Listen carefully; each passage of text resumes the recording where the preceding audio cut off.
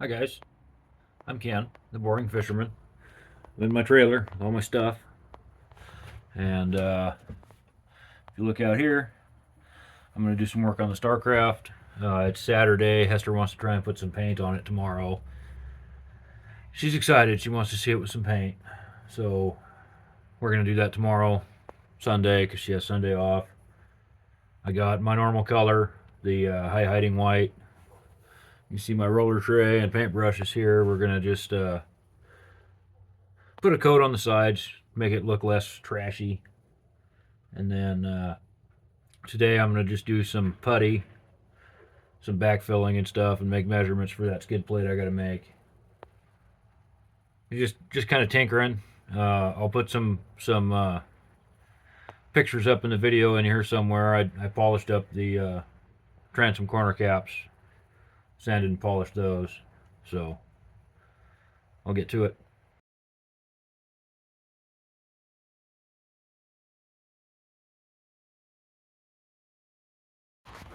All right, so these holes are kind of big. I don't know how those are going to work, but I got some putty in a couple of places around here to try and fill some of the pits. And now coming up here and all these little holes where the snaps came from, I'm going to take this deburring tool, see if I can't film this, and it just takes a little spin and it cleans that burr off, and then when I sand the paint around that, I'll be able to fill that so that these gunnels will be totally slick. So I'm kind of using this stuff, trying to use it like Bondo up here. Got all these things filled in, then I'm going to sand them off and hope that those little holes disappear. If not, I'll have to do something different. But I've put some of that marine two-part stuff in here to kind of fill the little pits that it had. I got to get some more of that because I got some in the floor over here that I want to fill in too. But I got this side all done too. There's this like gouge here. I'm not sure what I'm going to do with that yet. It's all like I can run my hand across it and there's like a whole divot here. So I'm thinking I might get away with doing some actual Bondo and just filling that up. Put something underneath it and kind of make that go away. These I'm not sure what to do with. I haven't decided yet. But I got that JB putty kind of stuffed in these holes, hoping that it'll work like body fill. Didn't get a whole lot of stuff done today. My wife should be home anytime. She wants to do that paint tomorrow. I'm thinking of pulling this out and having her go ahead and strip the rest of it because it's her turn. And then I'll prep the bottom side because I'm going to paint this the same color white. The whole inside of the boat, every bit of it's going to get painted white after I get this adhesive off. I got some Goo Gone and a scraper to try and get that stuff off. But every bit of the inside is going to be white. And then we're going to do Harbor Blue on the top side. I haven't decided if we'll do any stripes or anything yet. Probably not. Probably just blue and white, kind of like it is now. This thing's going to be gorgeous when it's done.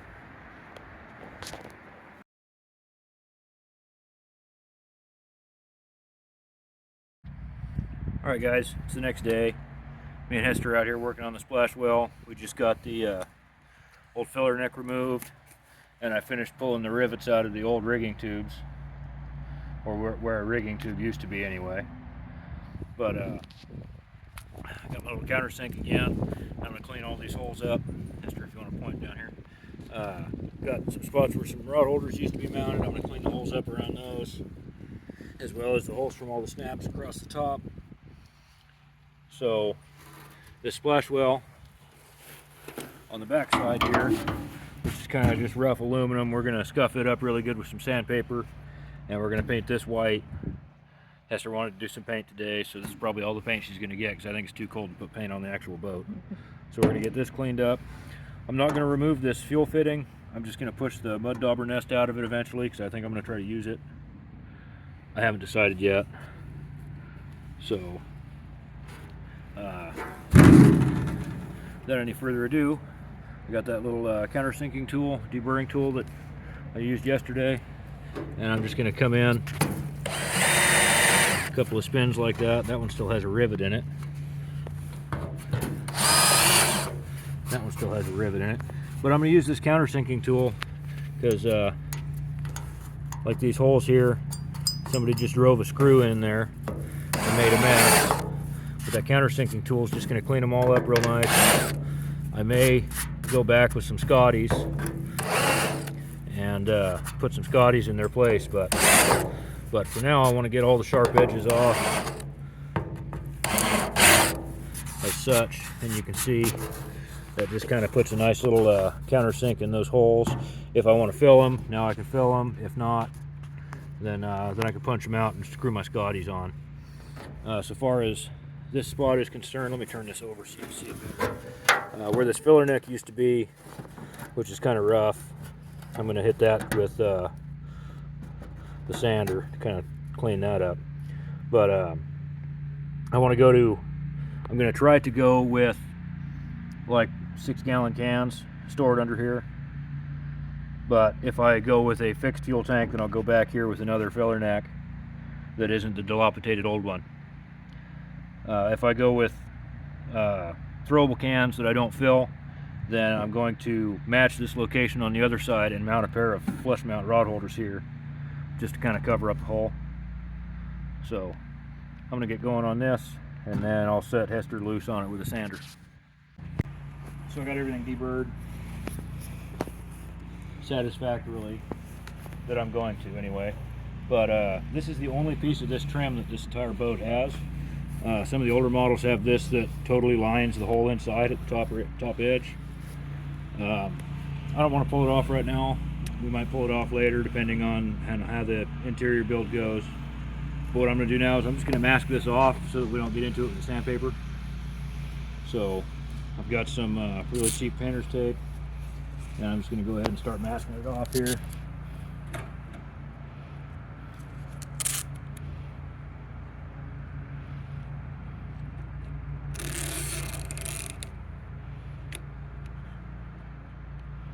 Now the trick about masking tape,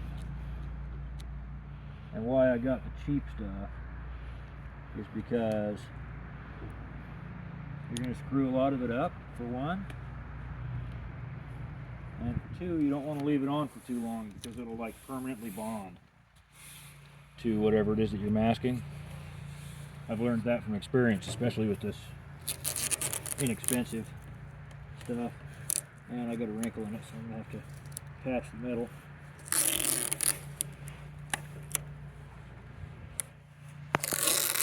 Like I said, we may end up removing this trim altogether in the future. Depends on how the interior build goes, because like I said, I wanted to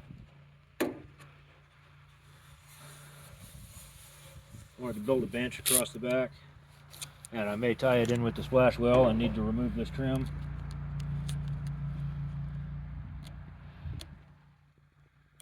But we haven't got that far yet. So until then, I'm going to protect it in case we end up doing something different.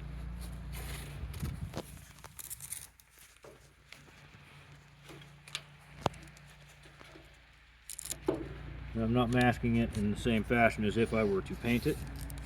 I'm just going to mask it so that we don't get the sander into it.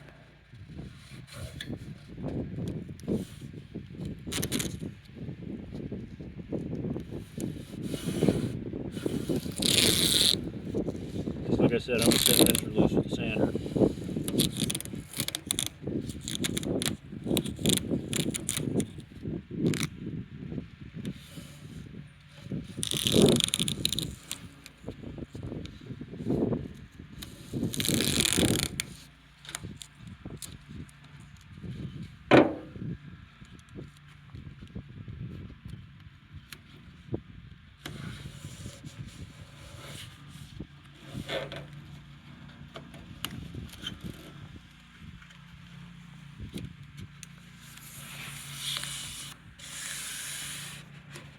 And there it is. Even though there's a strip here that's exposed, it's not going to matter because we're not painting right now.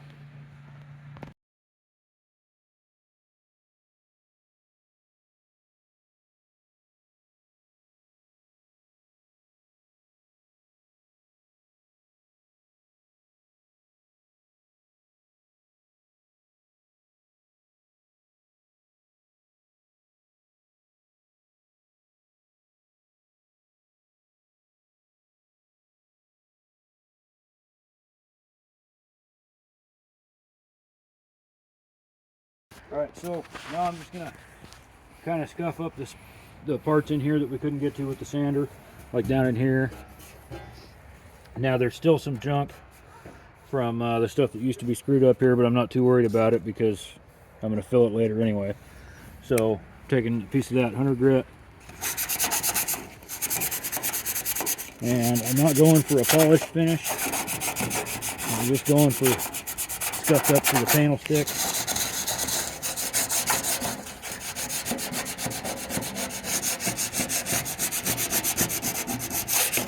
100 grit's pretty rough, but we got it on a good price. But it's not as rough as 80.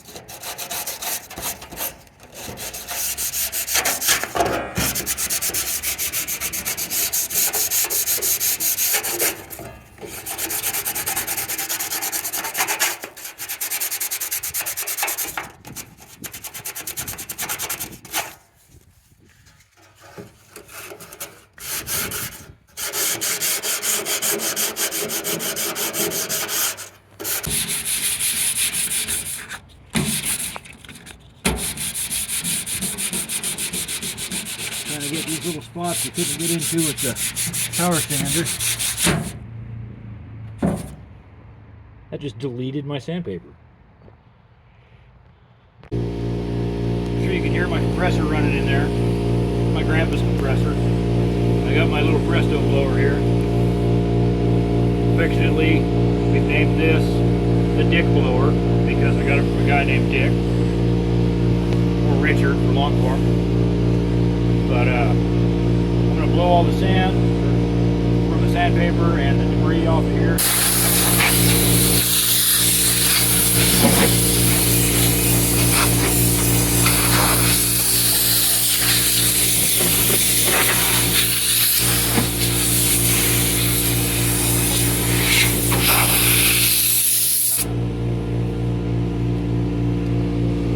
And then the next thing I'm going to do is I'm going to wipe it down. I don't have like tack rags, so I'm just going to use a microfiber and hope that that's good enough. So I've got a microfiber. Air compressor shut off. I actually fixed the valve on that recently so it doesn't sit there and leak all the time. Now I'm just going to kind of wipe it down with a microfiber. And you can see it's picking up a bunch of stuff that would otherwise lead to the paint not wanting to stick. This might not be the right way, but it's the way it's getting done. One of the sayings that I had in the past with the other handful of StarCrafts that I've been involved with is you'll be fiddling with yours while I'm using mine.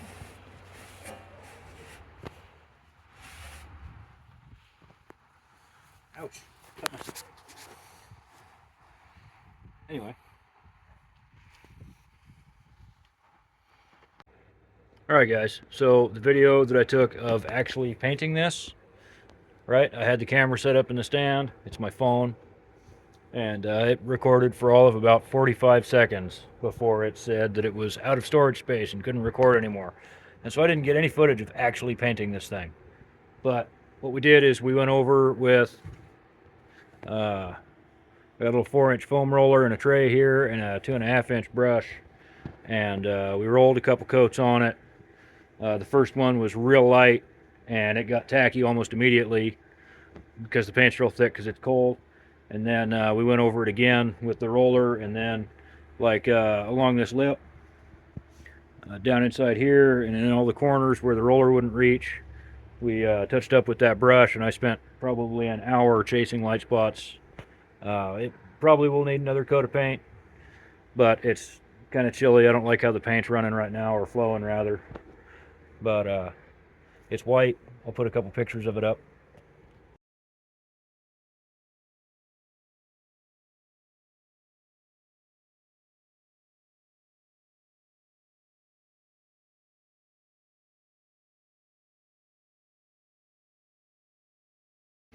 Now, I don't remember if I explained this on one of the videos that got recorded or not, Probably not. I'll have to look through it. Maybe I'll get to explain this to you twice. It's hard to say. But the reason that I'm painting this white on the bottom side, which is going to be inside the boat and you're almost never going to see it, is because I'm painting the entire inside of the hull white. The inside of the transom skin, the inside of the hull on the bottom, the inside of the gunnels on the walls, inside under the bow. The entire inside of the boat is going to get painted this white. It's high hiding white. It's an oil-based enamel. It's got really good adhesion in my experience in the past using it, because it's the same paint that I've used on the last half a dozen boats that I've painted. But I'm painting it all white because when this boat goes together, I want it all to be clean. I want it all to be like brand new. And instead of it being dark and hard to see, everything's going to be white. So it's going to be nice and bright inside. I'm planning to put a bench in front of the splash well for my daughter to sit on, or me to sit on, or whatever. And because of that, it's going to be like low light to get inside there to change gas tanks or you know, disconnect the battery, whatever I need to do underneath, change the fuel filter. So I want it to be white so that there's enough backlighting, you know, by reflection, that it won't be like I have to use a flashlight during the daytime to go in there. Same thing under the bow, because there's going to be fuse panels under there and stuff. I want it to be nice and clean and white. The backs of the gunnels need to be white, just because I want that look. So the whole inside of the boat's going to get white. It's going to be nice and slick, even though 90% of it's going to get covered by putting the boat together. That's just something that I'm doing this time around. I didn't do it entirely on the Jupiter that I did years and years ago. There's a lot of boats I haven't done this to. I think this is the first one I'll actually do this to. But I'm trying to think ahead, trying to make it nice, trying to make it pretty. I don't want it to be functional. So that's the story of why that's going to be white. And I'm going to get my mess cleaned up out here and see what Hester's got going and see what else we can't get into on the boat today. I might go, I think it's still pretty early, so I might go try to get some of that adhesive removed. I got some goo gone. Well, I got sidetracked, ended up talking to the neighbor for a while.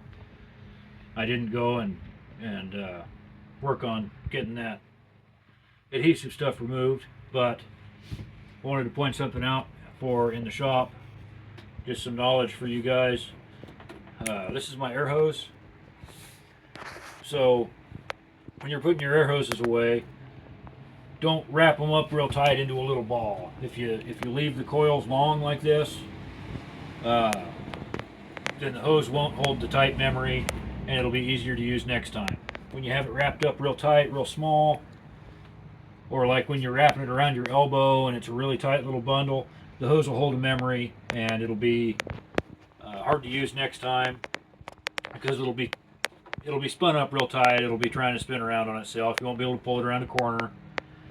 So when you put your hoses away, put them in big coils like this, and you'll thank yourself next time. And the same thing with your extension cords.